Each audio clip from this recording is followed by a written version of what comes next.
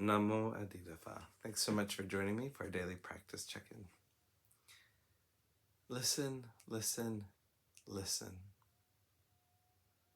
This wonderful sound calls us back to our true home.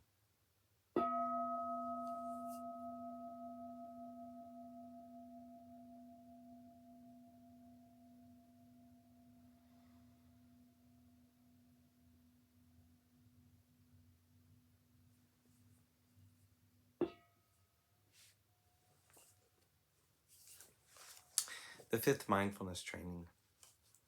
Aware of the suffering caused by unmindful consumption, I vow to cultivate good health, both physical and mental, for myself, my family, and my society, by practicing mindful eating, drinking, and consuming.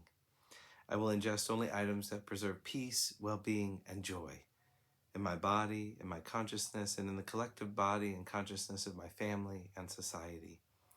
I'm determined not to use alcohol or any other items that contain toxins, such as certain TV programs, magazines, books, films, and conversations. I'm aware that to damage my body or my consciousness with these poisons is to betray my ancestors, my parents, my society, and future generations. I will work to transform violence, fear, anger, and confusion in myself and in society by practicing a diet for myself and for society. I understand that a proper diet is crucial for self-transformation and the transformation of society.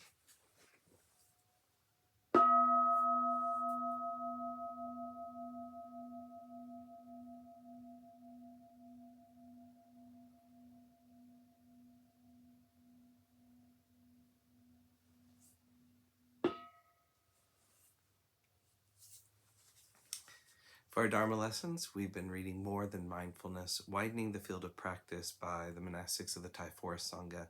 We're continuing in a talk by Ajahn Sumedho called The Four Foundations of Mindfulness.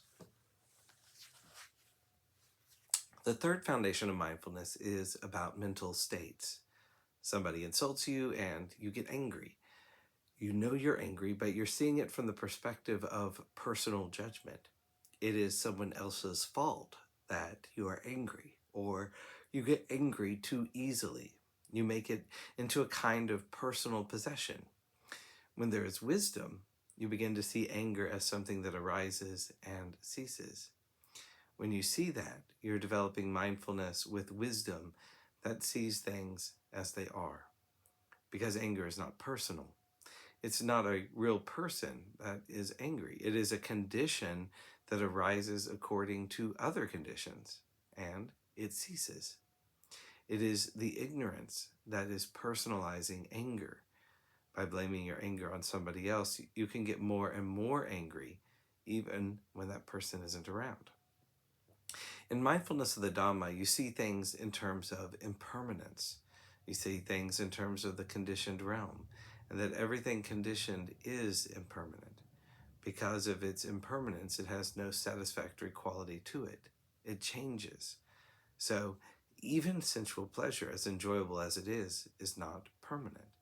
You can't sustain sensual pleasures permanently because they change according to other conditions. Seeing in this way, you're cultivating wisdom along with mindfulness. When you're mindful crossing the street, it's because there's danger that is obvious in crossing a busy street. If you cross the street heedlessly, you'll get hit by a car, and you know that. You're mindful when you're rock climbing because you have to be aware of where your feet and hands are. The physical danger is immediate. Why do people do all these dangerous sports? Joyriding, speeding, athletics in general, or even playing basketball. So in playing football or basketball, you must play the game properly. To be a team member, you must be mindful of where you are, where the others are, where the ball is. So that's why people like to play sports, because it's an exercise in mindfulness and it gets you out of yourself. If you're playing basketball, you're not worried about paying your electric bill. Even though that might be a problem in your daily life, when you're playing basketball or climbing a rock cliff, you give up worrying about the future and are mindful of the present conditions. But that's mindfulness that we have due to circumstances, not out of wisdom. So you are aware of external dangers, but you're usually not aware of internal dangers. You tend to see them in terms of personal qualities, or you're completely unaware of what your body is up to, or unaware of what your physical feelings are. How many people just suppress their feelings, trying to suppress pain or physical discomfort, take drugs to get rid of or lessen the discomfort without realizing that pain is a condition that arises and ceases? So, with wisdom, you're always reflecting on the way it is. Not just the fact that there is pain, but you are observing pain. You're witnessing. You are mindful of the reality of pain when it is present.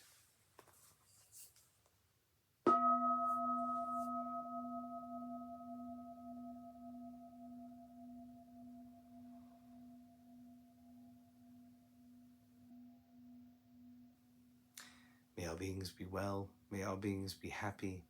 May all beings be peaceful. Namo Adida Phat. Thanks so much for joining me today.